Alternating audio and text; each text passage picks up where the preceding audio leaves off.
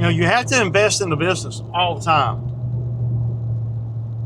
All the time, man. The big number in the bank account, that's or I mean that's okay, you know, but it doesn't move the needle if it's sitting in the bank and you're not using it, and you're spending time and wasting time out here in other endeavors, and when you could buy something that's going to streamline your time.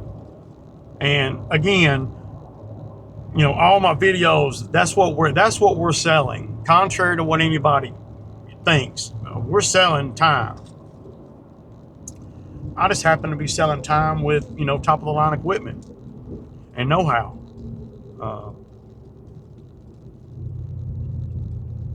I mean, at the end of the day, I mean, that's, you know,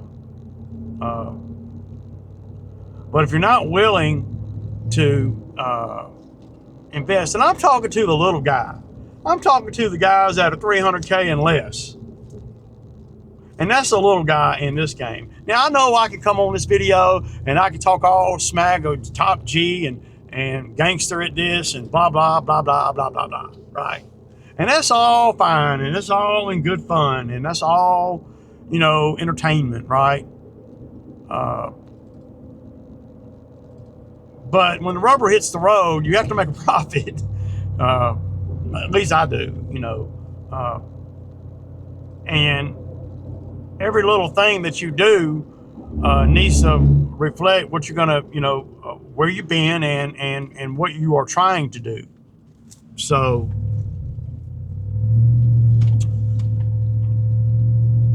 I'm just saying that most guys in my spot and smaller, well, this is a stickler for them. It is being able to reinvest in the business and know and have the confidence that you're going to recoup your investment. I don't have any doubt in my mind that I'm going to recoup my investment. I know I am. I'm not really even concerned about none of that. But what I'm going to go pick up the tilt trailer, and the only thing they accept at this stage, you got to put up. So the trailer was $11,470 or something like that. I had to put $1,000 down for them to start the build. So that leaves a balance of 10,000. We'll say 10,000. Well, whatever. I don't know what it is.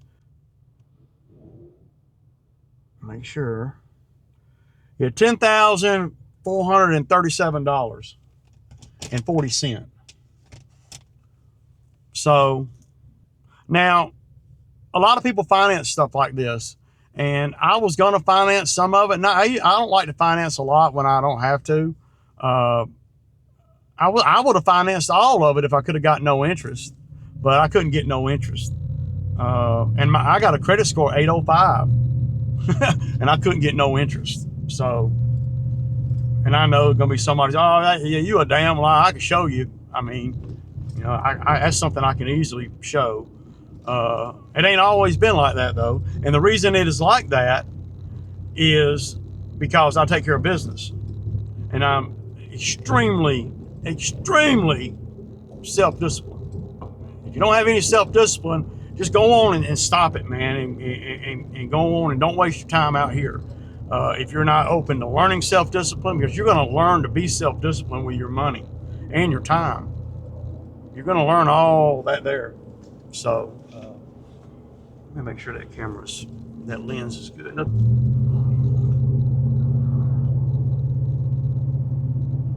And if you're not self-disciplined out here, then you might as well just go on and hang it up, or you're going to learn to be self-disciplined, and you're going to learn to have self-discipline. You're going to learn how to hold a dollar. You can't hold a dollar.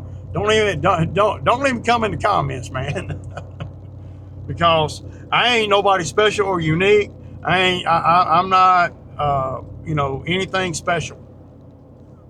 I'm just telling you that if you can't hold a dollar and you're self-employed and you can't, a lot of people, and this is a stickler. I've had a lot of guys, that around me that I see at the gas station and I see everywhere, and we talk all the time. And a lot of them, they're smaller than me. Some of them bigger than me. All irrelevant. But a lot of them get hung up on being able to let that money go. And don't it sound really good? Okay, I finance this trailer. I put $3,000 down and finance 10, because when you finance this stuff, there's a lot of fees involved, and a couple of them that ring true right off the top on this particular deal is, number one, there's a $500 fee for just for the financing.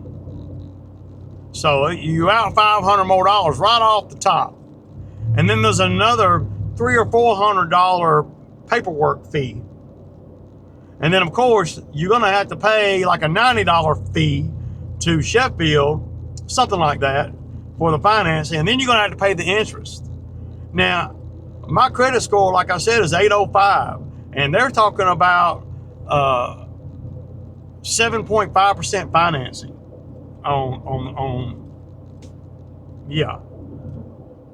And so when and then of course you got to pay for the delivery of the trailer from Kentucky, which is where it's built at, to Marietta, which is where I'm going. So when it's all said and done, and this is what I look at, I try not to get too caught up. When it's all said and done, this trailer that I'm paying, we'll say $11,500 for, it ain't quite $11,500, but it eats a hell out of $11,500. This trailer that I'm paying $11,500 for, it was going to be upwards of $1,320, $13,200 or something like that. That's what it was going to cost me if I'd have done the financing. And then I got to make the payment, and I got to pay all that interest. And it was going to end up costing me more than I thought. Now, if I could have got interest free, I would have financed it. That's a freaking no-brainer to me. I mean, that is a real no-brainer. If I can finance it and not have to pay interest 4 years or whatever, but that's not the case. So this is how bad I know, based on my experience, that I need this trailer for future. I don't ever buy a trailer or equipment for what I'm doing right now, unless my back's on the wall and it's an emergency type thing, which rarely happens because I prepare like no other. So this is $10,000 right here. If you're not willing to let this kind of thing go, y'all see it. Am I telling a lie? I guess it's blue screen, or green screen, I should say. Yeah, ain't nothing green about that, but them duckies. I said duckies. It's $10K. And this is $437, and then I got 40 cents in the truck here. So this is what takes, this moment in time, this thought process, this ability to go into your, and I'm talking to the guys that are at, 300,000 and less. And especially if you're under 200,000, this is extremely, if you're under 100,000, this is extremely difficult to do. It's gotten easier for me over time to be able to let the money go. And of course, you got to be in the right place in your life too to be able to do that. If you got little kids and stuff, and you're making $100,000 a year or whatever, and you're fitting to go spend 10K cash, 11K cash on something, well, you got to check. You got to ask yourself, where you at? What you doing? How quick it's going to take you to get your money back, and all that. And I ask that on every deal, no matter what. But the point I'm trying to make is, if you're a business owner, and this is not life-changing money, okay? I mean, if you ain't got nothing, I guess it can improve your life. I guess briefly, extremely briefly, very briefly, because this ain't no money in the grand scheme of life and in business. But where people have a hard time is actually they talk about it and they'll finance it and this and that and that and this, but this is hardcore right here for most landscapers and most people in business that are not making big money. You know, well, I do okay based on what it costs me, and that's really all you have to. That's what you really got to look at. But this is the hard part right here. Actually giving this away, because do you know how many lawns it took to get this money? How many lawns did it take? How much? I mean, how many $70 lawns did I have to do to be able to get this money and to actually be able to put it in the bank and to actually be able to pull it out of the bank and go give it away?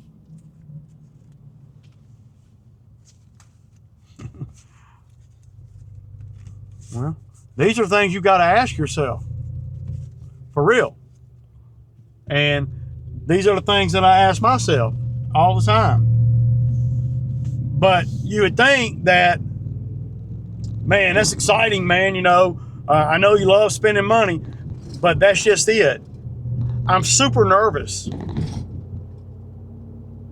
I'm not super nervous about having the cash on me, although that is, you know, something. I'm super nervous about, am I making the right decision, right? Am I, you know, that's why you don't make decisions about things like this on the spur of the moment. I didn't wake up one day and say, I think I'm going to buy a trailer. No. Y'all know I've been talking about it for 6 months before the summer. And that's you know, I know I need it. And then I've done my research. And when I say research, I mean really getting all the information about the trailers out there. And then you got to ask yourself, oh, Ray, you could buy a used trailer for $5,000. Yeah, but I don't advise buying used trailers. That's just my take. I'm not saying I ain't never bought one. I never have. But I ain't gonna say I never will. But I probably won't. I don't like buying used trailers, man. I just don't. Because I need to know that my axles are good, my brakes are good, my electrical's good, everything. And the trailer I'm getting today is it's my dream equipment trailer. So well, damn, Ray, I would have bought me a dump trailer. No, I got one. Yeah, but it's old, man, and it's small, and yeah. Hell, Ray, you got an equipment trailer, you don't need one. Well, I do. Because I can't, there's a lot of stuff, a lot of jobs that I make a lot less money on because I don't have the proper trailer. The trailer that I have now is 16 foot plus a 2 foot dovetail. Well, the 2 foot dovetail ain't worth nothing. That's just 2 foot. And then you can't put nothing on it. You can hang stuff off of it, but you can only hang, I mean, it's not workable space. The dovetail is not workable. You're not, well,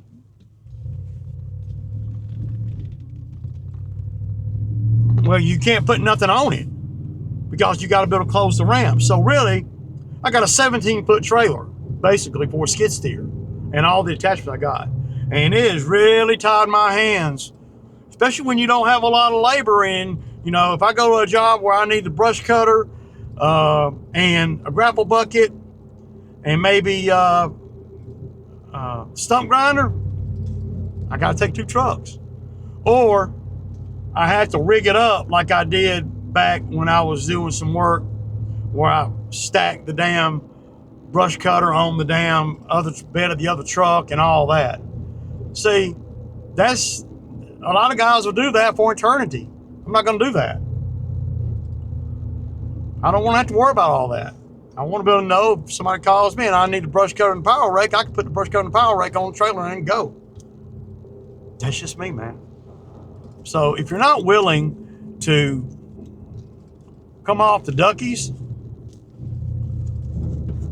then you're probably not gonna well.